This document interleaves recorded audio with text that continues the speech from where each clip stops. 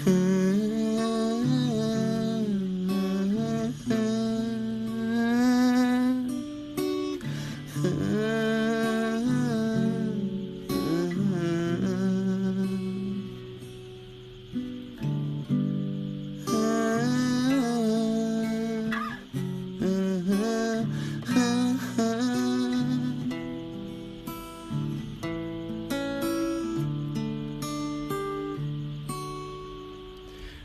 งสารสองหัวใจของเฮานอลาเฮาหักกันแท้ว่าแต่บ่ได้กันทุ่มจนหมดใจฝากชีวิตหวังห่วงทางฝันแต่สุดท้ายแล้วมันบ่เป็นดังใจหากของเฮามันถือผู้ใหญ่ขวางกันหากเขาบ่สำคัญมันกินบ่ได้ก็เลยจำต้องทนกินน้ำตาทั้งสองหัวใจจักเสียจังใดหัวใจหักหรือต้องตายน้ำกันคือคนรู้นางอัวจังสิได้เป็นผัวเป็นเมียหักกันเฮ็ดซาบ่น้องเฮ็ดซาบ่ล่ะเฮามาตายสงสารให้มันแล้วไปก็ชีวิตเฮามอบให้กัน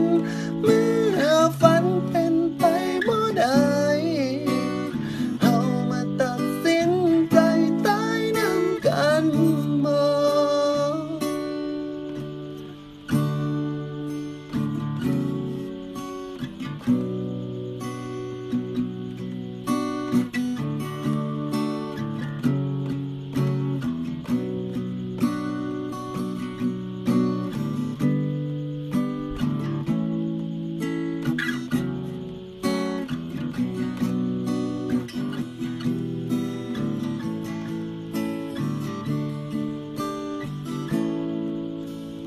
หากของเฮามันถือผู้ใหญ่